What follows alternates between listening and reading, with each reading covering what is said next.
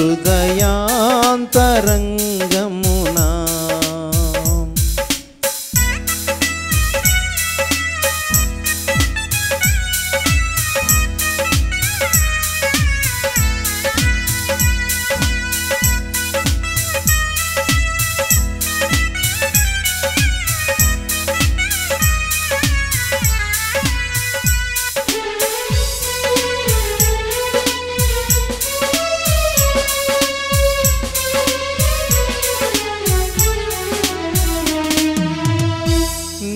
రక్త ప్రభావమునా నారోత హృదయంబును. నీ రక్త ప్రభావమునా నారోత హృదయంబును. పవిత్ర పరచుము తండ్రి ప్రతి పాపమును కడిగి. పవిత్ర పరచుము తండ్రి ప్రతి పాపమును కడిగి. ప్రియ యేసు నిందించితివి ప్రియమారనా హృదయం ముదమారవసించునా హృదయాంతరంగమునా.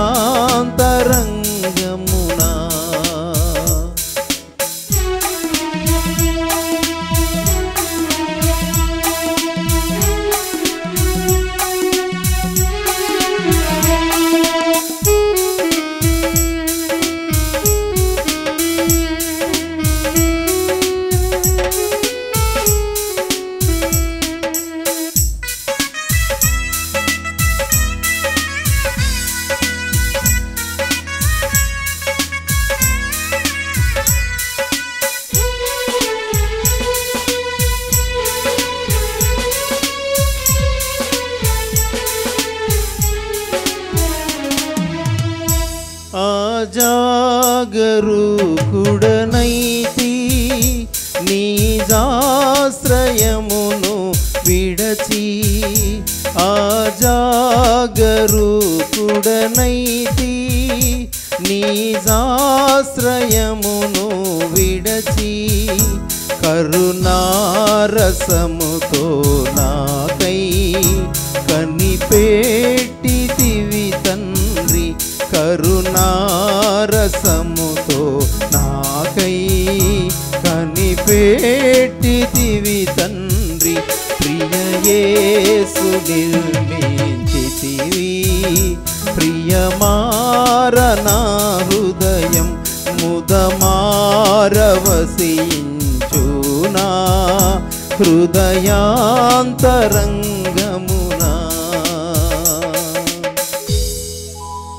కీర్తనల గ్రంథం 119, 54, 55. యాత్రికుడనైన నేను నా బసలో పాటలు పాడుటకు నీ కట్టడలు హేతువులాయను. యెహోవా, రాత్రివేళ నీ నామమును స్మరణ చేయుచున్నాను. నీ ధర్మశాస్త్రమును అనుసరించి నడుచుకొనుచున్నాను. మనం బైబిల్ వాక్యాలు చదివేటప్పుడు ఇవి దేవుని మాటలు అని గుర్తుపెట్టుకోవాలి. దేవుడు అంటే మనకు కనిపిస్తున్న ఈ విశాలమైన సృష్టిని చేసినవాడు. దేవుడు అనేవాడు దేవుని ఎరుగని ప్రజలు. ఏదో ఒక విగ్రహమో, ఒక చెట్టు, ఒక పక్షో, ఒక జంతువు ఏదో దేవుడు అని భావించినట్లుగా ఉండకూడదు.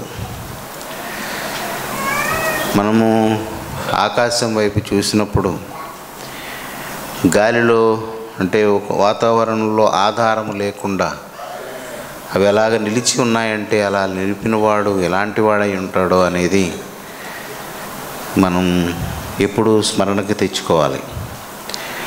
దేవుడు, దైవత్వము అనేవి అవి అల్పమైన విషయాలు కాదు.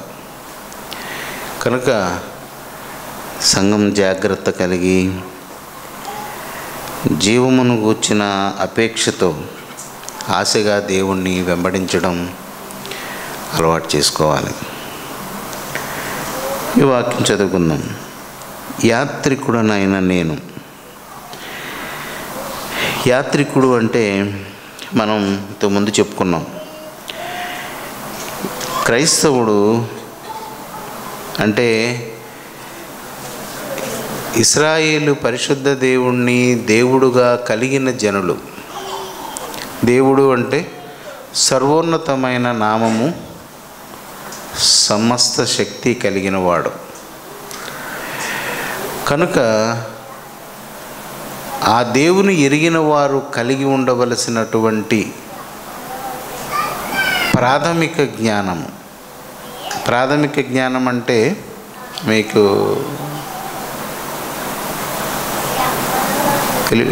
ప్రాథమిక జ్ఞానం అంటే చాలా లో స్టేటస్ ఉన్న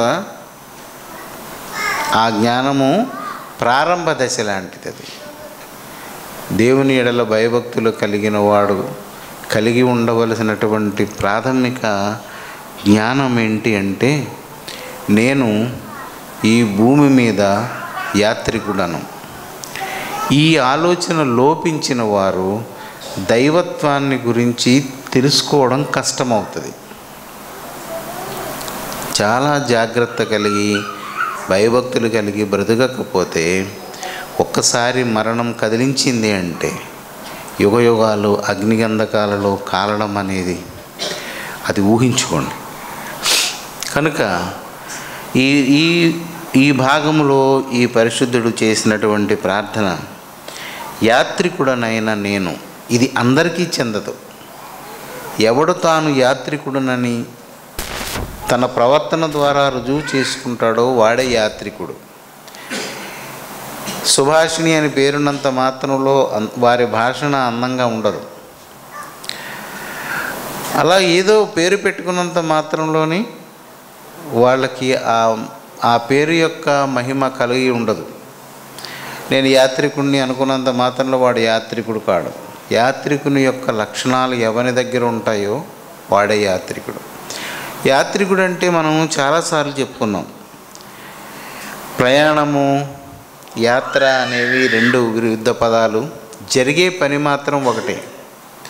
ప్రయాణికుడు ఒక గ్రామం, ఒక స్థలం నుండి ఇంకొక స్థలానికి కదులుతాడు.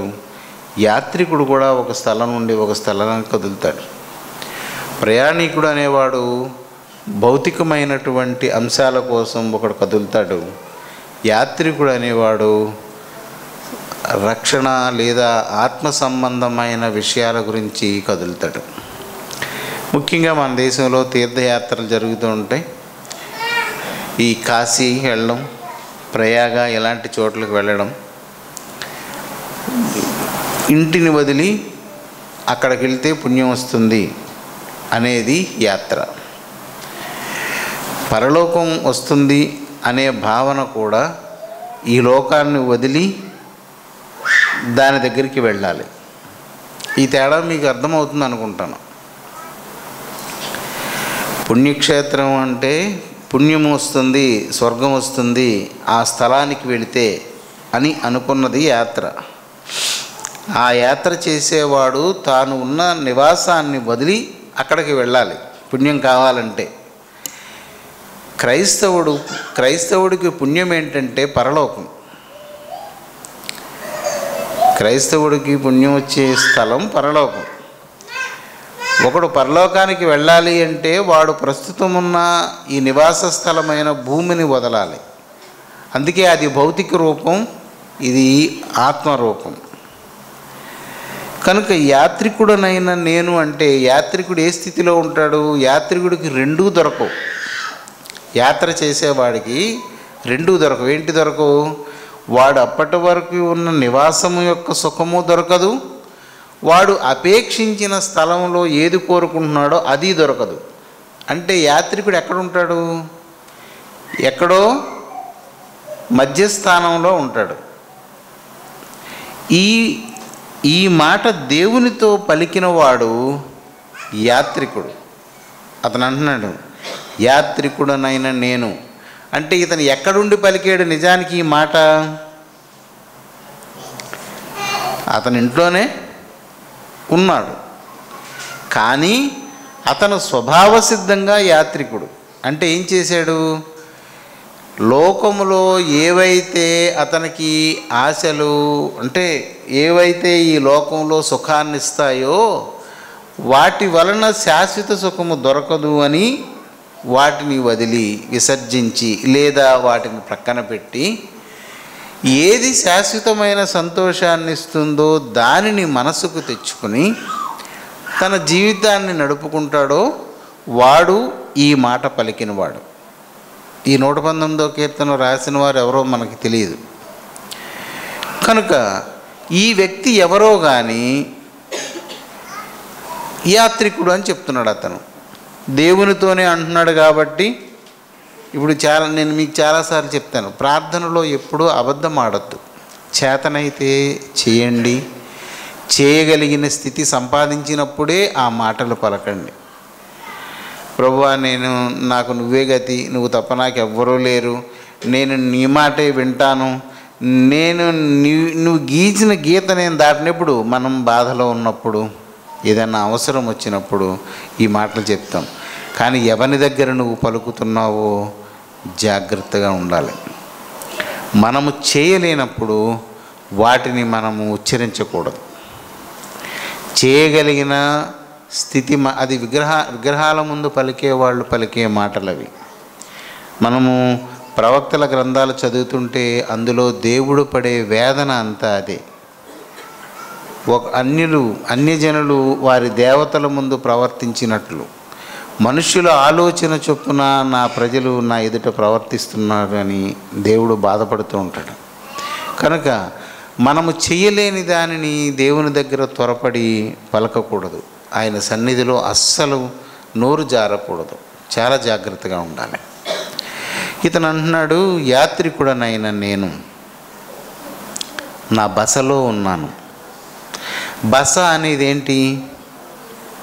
ఇప్పుడు మీరు ఎప్పుడైనా పాడేరు వెళ్ళారనుకోండి, పాడేరులో వంటల మామిడి అని ఒక ఊరు ఉంటుంది. వంటల మామిడి అనేది బస స్థలం. అది దానికి ఎందుకు ఆ పేరు వచ్చింది, అక్కడ ఎందుకు హోటల్స్ పెట్టారు? ఘాట్లో ఇక్కడ నుంచి మళ్ళీ 12వ మైలు వెళ్ళే వరకు ఎక్కడా కూడా ఏమీ ఉండవు, వంటల మామిడి తప్ప. ఇది ఎందుకు దాన్ని బస స్థలం అంటారంటే, ప్రయాణానికి బళ్ళు కట్టుకుని వెళ్దామంటే పాడేరు ఎవడు వెళ్ళలేడు. ఎందుకని? అది ఎత్తు చోటు, దానికి ఎద్దుల బళ్ళు అవి లాగలేవు. ఖచ్చితంగా నడిచే వెళ్ళాలి. నడిచి వెళ్ళినవాడు ఆకుండా ఎందరూ నడుస్తాడు? ఇక్కడ నుంచి బయలుదేరి, మాడుగుల నుంచి బయలుదేరి వెళ్ళేవాళ్ళంట. ఏంటి? పాడేరు సంతకి ఈ ఎండుమిరపకాయలు అక్కడ పండనివి, ఆ రోజుల్లో అవి పండేవి కాదు, ఉప్పు ఇలాంటివి పట్టుకుని వెళ్ళేవాళ్ళ వంటమాడి వరకు నడిచిన తర్వాత అక్కడ మామిడి చెట్లు ఎక్కువ ఉండి నీడ ఉండేది. అక్కడ ఆగి వంట చేసుకొని తిని కొంచెం విశ్రాంతి తీసుకుని అప్పుడు మళ్ళీ నడిచి పాడేరు వెళ్ళేవాళ్ళు. పాడేరు నుండి వచ్చేవాళ్ళు మాడుగుల సంతకు వచ్చేటప్పుడు అల్లం, పసుపు అలాంటివి తెచ్చేటప్పుడు వాళ్ళు కూడా కావళ్ళ మీద మోసుకొచ్చి అక్కడ దించి అక్కడ వంట చేసుకుని కొంచెం తిని వాళ్ళు దిగి మాడుగుల వచ్చేవారు. అది బస. అంతేగాని వ్యాపారస్తులు నివాసం ఉండే ఇల్లు కాదు అది. ఈ కీర్తన, ఈ ప్రార్థన చేసేవాడు దేవునితో అంటున్నాడు, యాత్రికుడనైన నేను. అంటే ఏంటి యాత్రికుడు? నేను ఎక్కడి నుండో ఈ భూమి మీదకి వచ్చాను, నేను ఇక్కడ భూమి మీద ఎల్లకాలము ఉండేవాడిని కాదు. మనం ఎప్పుడూ ఈ భావన కలిగి ఉండాలి క్రైస్తవులు. నేను ఈ భూమి మీద ఎల్లకాలము ఉండను, నేను చనిపోతాను. ఇది జ్ఞానహేతు, అది జ్ఞానానికి కారణమవుతుంది. నేను ఉండిపోతాను అంటేనే అది అజ్ఞాన కారణం. మనం ఎవ్వరము ఉండం. భూమి మీద నరుడు ఎవ్వడు ఎల్లకాలము ఉండడు, చనిపోతాడు. ఖచ్చితంగా నా ప్రాణం పోతుంది అని ఎరిగి ఉన్నవాడు ఏమనుకుంటాడంటే, ఇది నాకు బస. నరునికి ఈ భూమి ఒక బస. అంటే తాత్కాలిక నివాస స్థలాన్ని బస అంటాం. తాత్కాల నివాస స్థలం.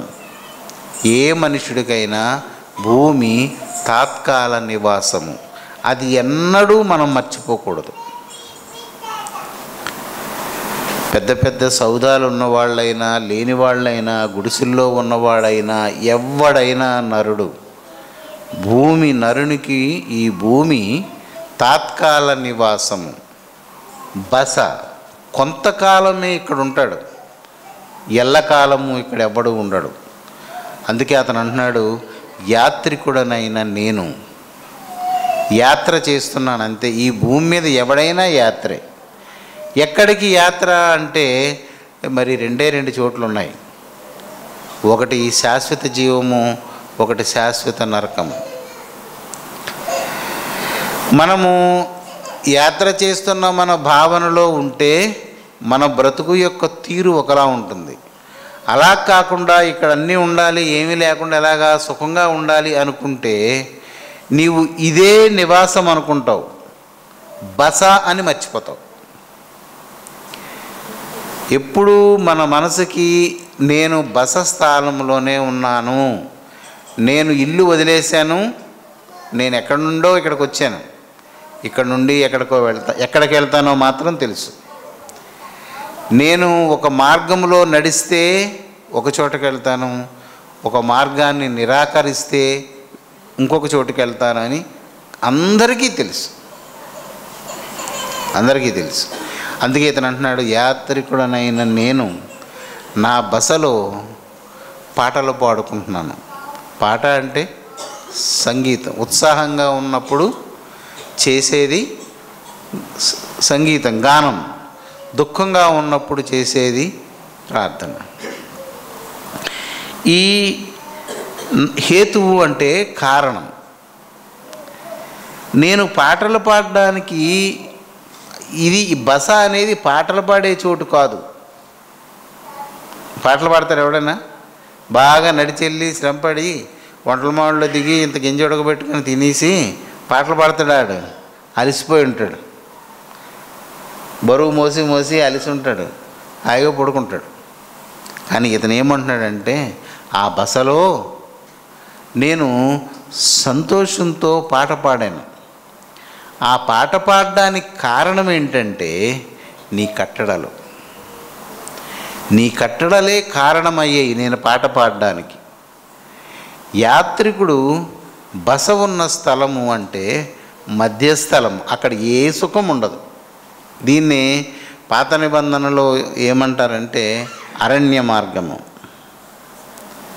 ఐగుప్తులో ఉన్నటువంటి ఇంటి నుండి కనాను అనే ఇంటికి వెళ్ళక పూర్వం మధ్యలో ఉన్నటువంటి ఆ ఇల్లు కాదు, ఈ ఇల్లు కాదు, అక్కడ ఇంటికి ఊరికి ఉండేటువంటి ఆవాస లక్షణాలు ఏవి ఉండవు అక్కడ. అది ఎడారి, అడవి. అలాంటిదే బస కూడా. బసలో సౌఖ్యాలు ఉండవు, మంచాలు ఉండవు, పరుపులు ఉండవు, ఉండవు. ఏది ఉంటే అది ఏ చెట్టు కిందనో తలకి పెట్టుకొని పడుకోవడం. అలాగని పూర్తిగా నిద్రపోలేము. ఆ బసలో సంరక్షణ ఉండదు. తలుపులేసి గడిపెట్టుకుని పడుకున్నంత సుఖంగా బసలో ఎవడైనా పడుకోగలడా? పడుకోలేడు. ఇతను అదే అంటున్నాడు, యాత్రికుడనైన నేను నా బసలో పాటలు పాడడానికి నీ కట్టడలు నాకు హేతువులాయను. దేవుని యొక్క కట్టడలు. ఈ వివరాలు బైబిల్ చదివే వాళ్ళు తెలుసుకోకుండానే క్రైస్తవుడు ఈ పరిణితి చెందుతాడు అని అనుకోకూడదు. ఈ సంగతులు తెలియకుండా దేవుడు దైవోపదేశాలుగా మనకిచ్చినటువంటి ఈ ఉపదేశాన్ని మనం గ్రహించకుండానే, పుస్తకంలో సంగతులు తెలియకుండానే పాస్ అవుతానని ఎవడన్నా అనుకుంటాడా? పుస్తకంలో సంగతులే తెలియవాడికి, తెలియనివాడు పాస్ అవుతానని మాటతో అనొచ్చు, కానీ పాస్ అవుతాడా? వాస్తవంగా జరుగుతుందా అలాగది? జరగదు. కనుక దేవుని సంగతులను మనము నిశ్చితంగా తెలుసుకోవాలి. ఇప్పుడు మనం ఈ వాక్యం చదివినప్పుడు ఈ వాక్యము అర్థమైపోయింది నాకు పర్వాలేదు అనుకుంటే నీకు ఏ లాభం ఉండదు. అసలు నేను యాత్రికుడనేనా అనే అనుమానం నీకు వస్తే పని ప్రారంభమవుతుంది. నేను యాత్రికుడనా లేదా ఇంట్లో ఉన్నవాడనా? ఇది మానసికమైనదే, ఇది మానసికమైనదే. మన ఆత్మలో జరగవలసిన మార్పే ఇది. నిజానికి ఇల్లు వదిలేసి ఎవడో ఇతను కూడా నేను చెప్పాను కదా, ఇతను కూడా ఇంట్లోనే ఉన్నాడు. కానీ ఆత్మ సంబంధమైన విలువలు కలిగిన వాడు, శరీర సంబంధమైన అంశాల చేత ఆత్మ నియమాన్ని సంపాదించుకుంటాను అనే నమ్మకము లేనివాడు. అతను అంటున్నాడు, యాత్రికుడను నేను, నా బసలోనే ఉన్నాను. బసలో ఎవడికి పాట పాడే ఓపిక ఉండదు, సంతోషం ఉండదు. అయినా నాకు సంతోషం ఉంది, నేను పాటలు పాడుతున్నాను. కారణం ఏంటంటే నీ కట్టడాలు, నీ కట్టడాలు. ఈ మాట చాలా బలమైన మాట. చదువుకుని దాటిపోయే అంత చిన్న మాట కాదు అది. ఇప్పుడు ఈ ముక్క చదివినప్పుడు వీడు ఇలాంటి చోట ఎలాగ పాట పాడుతున్నాడు? ఆయన కట్టడలే కారణం అంటున్నాడు. అసలు వీడు ఇలా ఉన్నాడు అంటే వీడు యాత్ర ప్రారంభించాడన్నమాట. ఎక్కడికి వెళ్తున్నాడు అంటే నిత్య జీవానికి, మరణము లేని చోటుకి. యాత్రికుడు. నేను యాత్ర మొదలుపెట్టానా లేదా అని ఆలోచించుకుంటే మనకు తెలుస్తుంది. ఏదో వచ్చాము, ప్రార్థనకి వెళ్ళకపోతే బాగోదు, దేవుడి నియమం ఉంది, శనివారం ఆదివారం వెళ్ళాను వచ్చేసాను అంటే అలాగ మనసున్న వారికి ఎవ్వరికి ఏ ఉపయోగము ఉండదు. దేవుడు, మీరు ఈ మధ్య విన్నారు, అది ఎక్కడ భూకంపం రావడం, మరలా కంపించడం, చాలామంది చనిపోవడం. లెక్క తప్పు చెప్తున్నారు వాళ్ళు, 40,000 అది ఇది అంటున్నారు, కానీ చాలా ఎక్కువ మంది ఉన్నారని, లెక్కక రాని జనం చనిపోయారని ఇలాగా చెప్తున్నాను. కనుక అవి చూసినప్పుడు మనకు ఒక ఆలోచన రావాలి. దేవుడు చెప్పిన గుర్తులు, దీనిని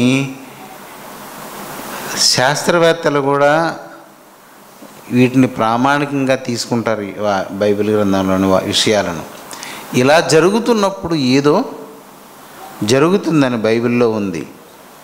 ఏంటంటే ప్రభువు రాకడ అంటే యుగము యొక్క సమాప్తికి ముందు జరిగే ఒక ఘట్టం ఇది. యేసు మధ్యాకాశానికి పంపబడడం దేవుని చేత, తన వారందరినీ అక్కడికి ఆకర్షించిన తరువాత జరిగేదేదో అది కూడా ఇందులో రాయబడి ఉంది. దాంతో మనకేంటి సంబంధం? అప్పుడు మనుషులు మరణాన్ని కోరుకుంటారు. అప్పుడు జరిగేది ఏంటంటే అన్యులు వారి దేవతల, బంగారు దేవతల బొమ్మలని తీసి ఎలుకలకి పందికొక్కులకి పారేస్తుంటారు. వాళ్ళు అప్పటి వరకు ఏదైతే ఘనమని పూజలు చేశారో, భూమి కదులుతున్నప్పుడు అందులో నుంచి ఏమొస్తాయి? ఎలుకలు ఇలాంటివన్నీ బయటకు వచ్చేస్తుంటే వాటికి ఇసిరేస్తారు. ఇగో వీటిని నమ్మే, వీటి వల్ల మాకు ఏమీ లాభం లేదని. మరణాపేక్ష కలిగి చచ్చిపోదామని చూస్తారు, కానీ చావు రాదు. అది మొన్న మూతికి గుడ్లు కట్టుకొని మనం కొన్ని రోజులు ఇంట్లో ఉండడానికి ఎంత ఇబ్బంది పడ్డాం. అంతకన్నా భయంకరమైన దినాలు అప్పుడు వస్తాయి, ప్రభువు వచ్చి వెళ్ళిపోయిన తర్వాత. ఆ వచ్చినప్పుడు గనక ఇక్కడ నుండి కదలకపోతే ఆ బాధలన్నీ అనుభవించాలి. దానితో పాటుగా రక్షణ లేక దేవుని ఆత్మ ఉండడు, యేసు రక్తం యొక్క ప్రభావం అంతమైపోతుంది, మారు మనస్సు ఉండదు, పాపక్షమాపణ ఉండదు, కృప ఉండదు, యెహోవా నామము యొక్క ప్రభావం ఏది భూమి మీద ఉండదు. నరకానికి నిర్ణయించబడిన వారు. గుర్తుపెట్టుకోండి. మీరు జాగ్రత్తగా ఉండండి. నా గురించి కూడా కొంచెం ప్రార్థన చేయండి. ఎందుకంటే నేను కూడా మనిషినే, ఆదమరుపు అనేది నాకు కూడా రాకూడదు. ఈ వాక్యం మీకు చెప్పడం అంటే మిమ్మల్ని హెచ్చరించడమే, అది గుర్తుపెట్టుకోండి. ఆదేశించడం కాదు, ఆజ్ఞాపించడం కాదు, హెచ్చరించడం, గుర్తు చేయడం, ప్రోత్సహించడం, అంతే ఈ పని. కనుక నీవు యాత్రికుడువా కాదా అనేది మొట్టమొదట నీవు నిర్ధారణ చేసుకో. నువ్వు యాత్ర ప్రారంభించకపోతే చాలా ఆపదలో ఉన్నావు అని గుర్తుపెట్టుకో. నీకు ఏది కలిగి ఉన్నా నేను దాని గురించి చెప్తాను, దాని మీద మాత్రం మనస్సు ఉంచొద్దని చెప్పాను. నీకు ఏ స్థాయి ఉన్నా దాని మీద మనస్సు ఉంచవద్దు. ఎప్పుడు మన ముందును నాకైతే ఎప్పుడు ఒక వాక్య భాగం నా మనసులో ఎప్పుడూ ఉంటుంది. ఇద్దరు స్త్రీలు తిరిగలి విసురుచుందరు, ఒకత కొనిపోబడును, ఒకత విడిచిపెట్టబడును. ఆ కొనిపోబడేది విడిచిపెట్టబడినది ఒకే పని చేస్తున్నారు, ఒకే పని చేస్తున్నారు, తిరగలు విసురుతున్నారు. ఇద్దరు స్త్రీలు, ఇప్పుడు తిరగలు లేదు, అంతా మిక్సీలు గ్రైండర్లు రావడం. తిరగలు విసిరే స్త్రీలను మీరు గుర్తుపెట్టుకోండి. ఒక కాలు మడత పెట్టి ఒక కాలు చాపుతుంది. అవతల కూర్చున్న ఆవిడ ఈవిడ కాలు చాపిన వైపు కాలు మడత పెట్టుకొని యువతల ఒక కాలు చాపుతుంది. నీకెలా తెలుసురా అంటే ఈ వాక్యం చదివిన తర్వాత తిరగలు విసిరే వాళ్ళు ఇద్దరు ఎక్కడ దొరుకుతారా అని నేను తిరిగితే ఒకసారి చోళ్ళు విసురుతున్నారు ఇద్దరు. అక్కడ నిలబడి చూస్తే ఎందుకు విసురుతున్నారు చోళ్ళు ఇద్దరును? పిండి వస్తుంది, పిండితోటి ఏదో చేసుకొని జావ తాగడమో రొట్టె చేసుకు తినాలో అనేదే ఇద్దరి వాంఛ కూడా. ఇద్దరు దానికే విసురుతుంటారు. ఒకళ్ళు పోస్తుంటారు, అవి తుళ్ళిపోకుండా ఒకళ్ళు అందులో ఎగేస్తుంటారు, కన్నంలోకి వెళ్ళేలాగా తోస్తుంటారు. ఇద్దరు చేసేది ఒకే పని. కానీ ప్రభువు ఏం చెప్తున్నాడంటే ఇద్దరు స్త్రీలు తిరిగలి విసురుచుందురు, అందులో ఒకటి కొనిపోబడను, ఒకటి విడిచిపెట్టబడను. అది చూసినప్పుడు ఈ ఇద్దరిలో ఎవరు వెళతారు, ఎవరుండిపోతారు? అది దేవుని అడగాలి. ఎవరు ప్రభువా? ఇద్దరు ఒకే పని చేస్తున్నారు కదా. అవన్నీ ఇద్దరు మంచం మీద పడుకుని ఉంటారు, ఒకరు వెళతారు. మంచం మీద ఎవరైనా ఎందుకు పడుకుంటారు? నిద్రపోవడానికి పడుకుంటారు, విశ్రాంతి తీసుకోవడానికి పడుకుంటారు. ఒకళ్ళు ఎందుకు వెళ్తున్నారు, ఒకళ్ళు ఎందుకు ఉండిపోతున్నారు? ఇద్దరు పొలంలో పనిచేస్తున్నారు. ఏ కారణం చేత చేస్తున్నారు? వ్యవసాయం చేద్దాం, పంట పండిద్దాం, ఆ వచ్చిన పొలాన్ని తిందాం. అయితే ఒకరు వెళ్ళిపోతున్నారు, ఒకరు ఉండిపోతున్నారు. కారణం ఏంటి? కారణం ఒకడు యాత్రికుడు, ఒకడు ఇక్కడే ఉన్నాడు. ఇద్దరూ ఒకే స్థితి, కానీ ఒకని తలంపు వేరు, ఒకని తలంపు వేరు. ఈ వాక్యం చదివినప్పుడల్లా మనసు బరువు అవుతుంది, మనల్ని పరీక్షించుకోవాలనిపిస్తుంది. నేను యాత్ర ప్రారంభించానా? ఏమేమి విడిచిపెట్టాను? ఎన్ని మోస్తున్నాను? ఇంకా నాకున్నవి నన్ను అవి మోసుకొని తిరుగుతున్నానా? యేసుప్రభు చెప్తుంటాడు, ప్రయాసపడి భారము మోసుకొనుచున్న సమస్తమైన వారలారా నా దగ్గరకు రండి, నా దగ్గరకు రండి. ఏం చెప్పాడు? నేను మీకు విశ్రాంతి ఇస్తాను, భారము దించేస్తానని చెప్పాడా? దించేస్తానన్నాడా? పోనీ నేను మోస్తానన్నాడా? ఏం జరిగింది ఆ మాట చెప్పినప్పుడు? భారం మోసుకొనుచున్న వారలారా, భారం దించేసి రావాలా, భారంతో రావాలా? రారా, నా దగ్గరకు రండి. వస్తే అదే భారము నీకు తేలికవుతుంది. మారు మనసు వలన కలిగే మహా అద్భుతమైన మార్పు అది. నీకు ధనం ఉండి ధనాపేక్ష ఉన్నా ఆ ధనం అలాగే ఉండగా నీకు ఒక మనసు వస్తుంది. ఆ ధనము యొక్క భారం నుండి నువ్వు విడిపింపబడతావు. జక్కయ్య జక్కయ్య అలాగే వచ్చాడు దేవుని దగ్గరికి. ఎప్పుడైతే దేవుని దర్శనం కలిగిందో వెంటనే ఆ భారం నుండి ఎలాగ తప్పించుకోవాలో అతనికి యేసు ఏమీ చెప్పలేదు. నీ ఇంటికి వస్తాను పదా అంటే వచ్చి తీసుకెళ్ళాడు. అంతే. అక్కడికి వెళ్ళిన తర్వాత జక్కయ్య ఈ కార్యాలన్నీ చక్కబెట్టాడు.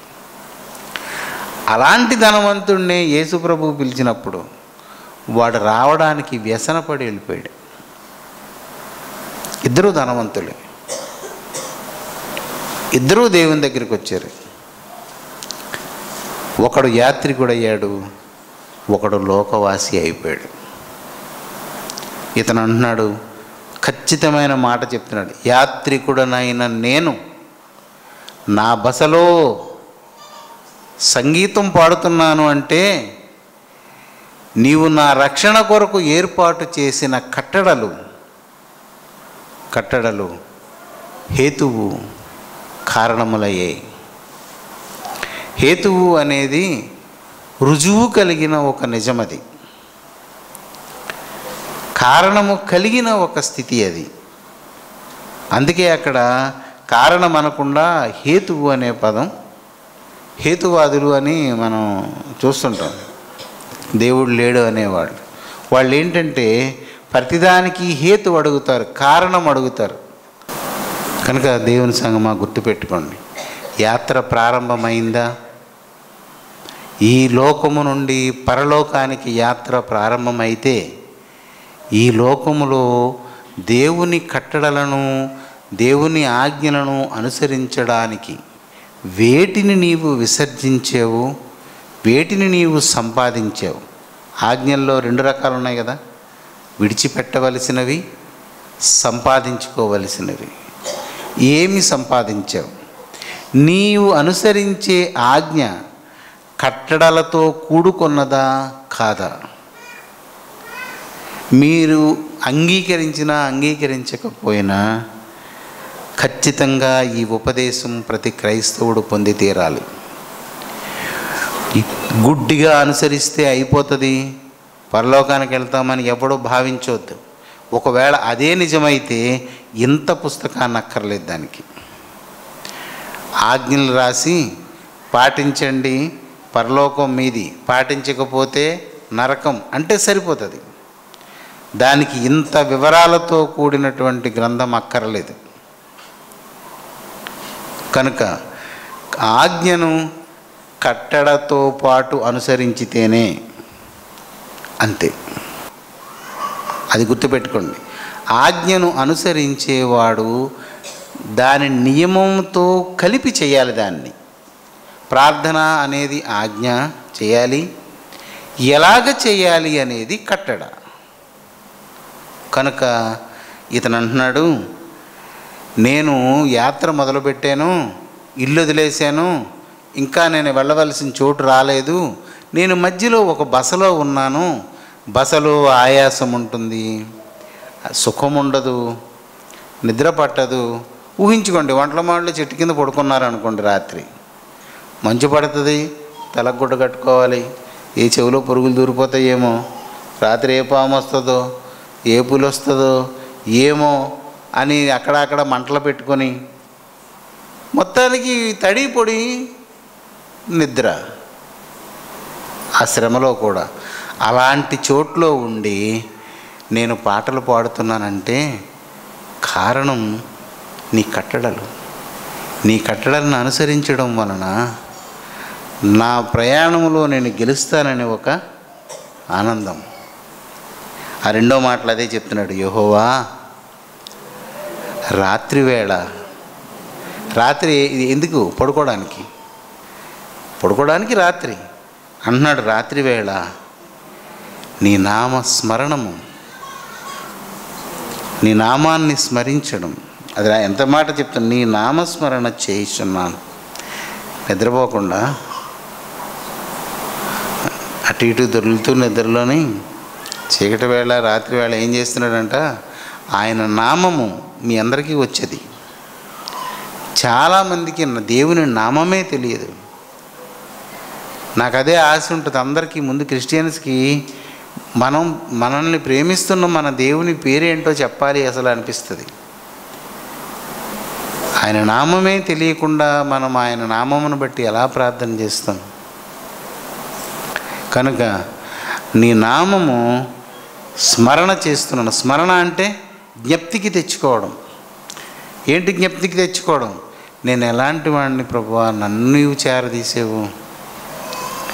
నేను ఎలాంటి బుద్ధి తక్కువ వాడిని, నేను ఎన్ని దారుణాలు చేశాను, నేను ఎంతమందిని మోసం చేశాను, ఈ రోజున నన్ను ఎలా చేసావు, నువ్వు నన్ను ఎలా చేరదీసావు ప్రభువా నీవు.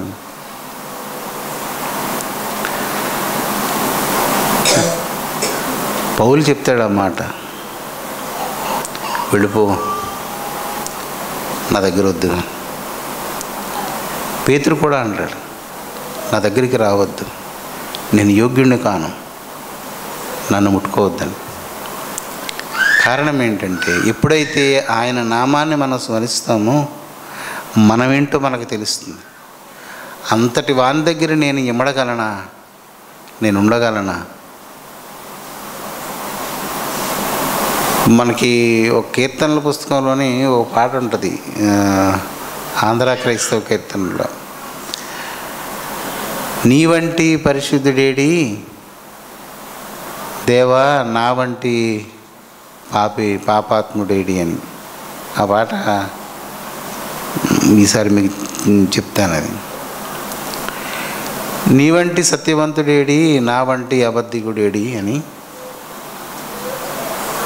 ఆయన నామాన్ని ఇతను రాత్రి వేళ స్మరణ చేస్తున్నాడట. దేవుని దగ్గర ఒక మాట చెప్తున్నాడు, ఇందాక కట్టడలు కారణాలయ్యాయి, ఇక్కడ అంటున్నాడు నీ ధర్మశాస్త్రమును అనుసరించి నేను నడుచుకొనిచున్నా. ధర్మశాస్త్రంలో ఏముంటుంది? ఏది ధర్మము అంటే ఏది నిత్యము నిలుస్తుంది, ఏది అధర్మము, ఏది నాశనమైపోతుంది.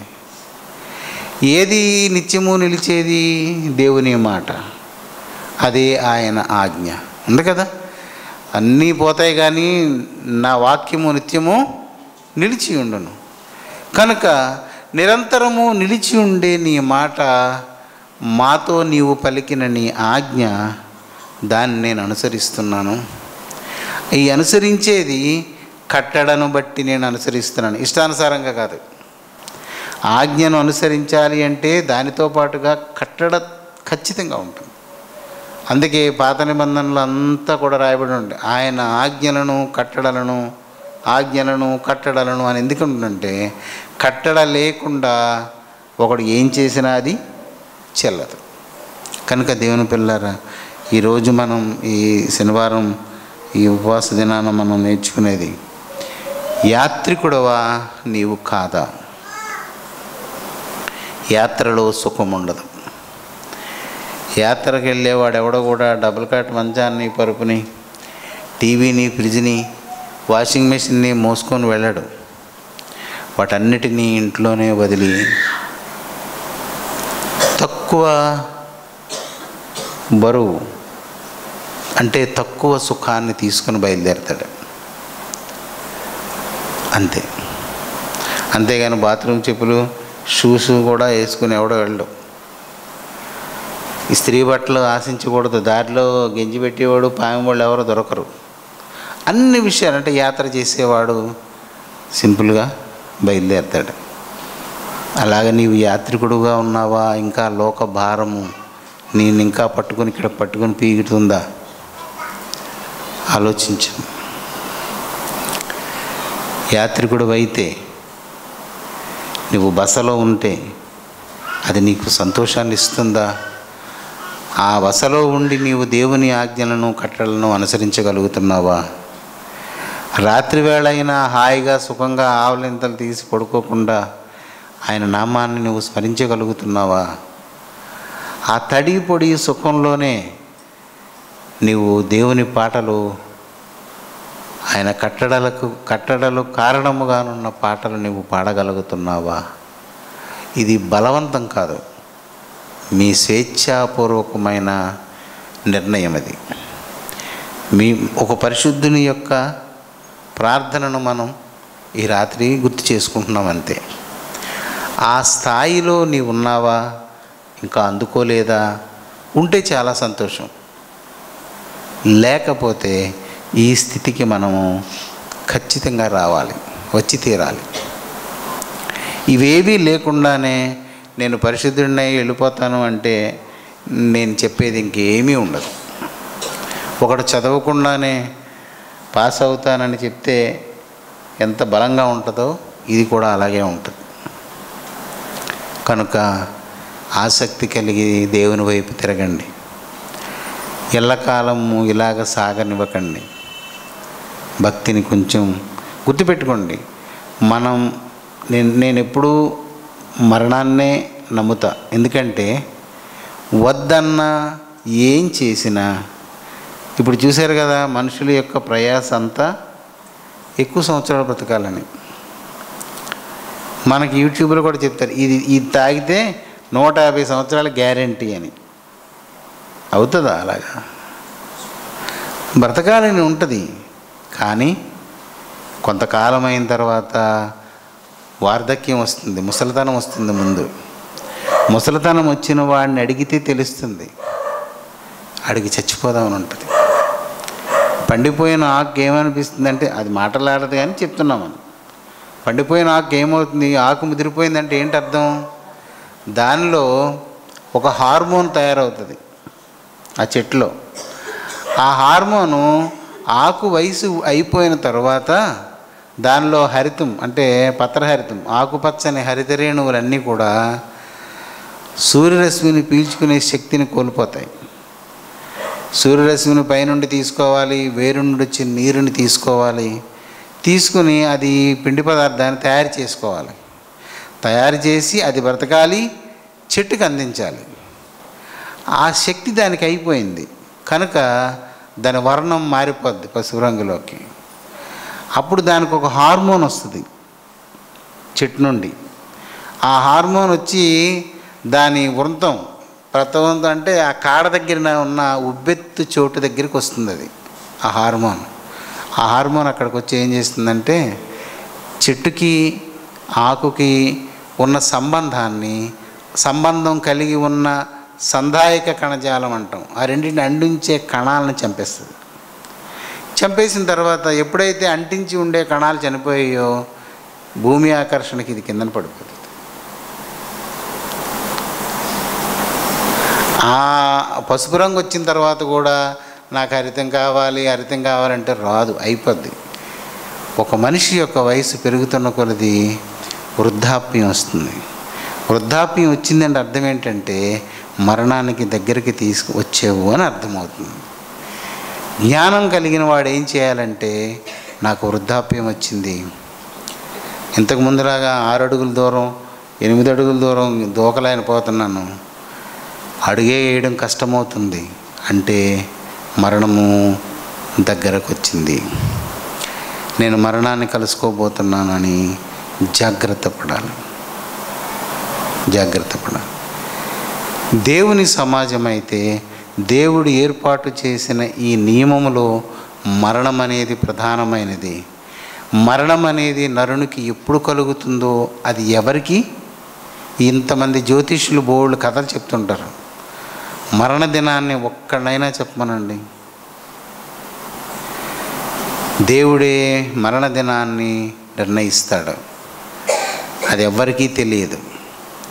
అయితే మరణం మాత్రం తథ్యం. మనం మరణములోగా మారి తీరాలి. మారని వాడెవడో, ఎవడు యాత్రికుడై బసలో సంతోషిస్తూ ఉండలేడో వాడు దేవునికి పనికిరాడు. ఒక్కసారి మధ్యాకాశంలో అది ఎంతోసేపు ఉండదు, ఏమనుంది, రెప్పపాటు. దానికి ఇంకొక ఉదాహరణ, ఏదో ఓ పక్క నుంచి ఓ పక్కకి మెరుపు వచ్చినట్టు ఉంటుంది, అంతే, వెళ్ళిపోతారు. ఉండిపోయినాడు బ్రతుకు.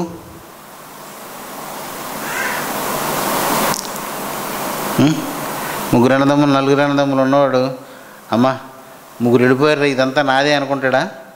నేనుండిపోయానేటని ఏడుస్తాడు. అప్పుడు ఆడు తిన్నాడికి తినబుద్ది ఇది. ఇంకా ఏదో అనుకున్నాను, వీళ్ళందరూ వెళ్ళిపోయారు, ఏం చేసుకోవాలి? ఈ భూమి తగులాడి వాళ్ళందరూ ఇది నాది నాది అని తీసుకోలేరు ఇంకప్పుడు. అదే కరెక్ట్ అయింది. మరి ఇప్పుడు ఏం చేయాలి అంటే చేయడానికి ఏమీ లేదు, అనుభవించడమే. మారు మనస్సు అనే ప్రశ్న లేదు, రక్షణ లేదు, ఏమీ ఉండదు. ఇంకా శ్రమకాలము.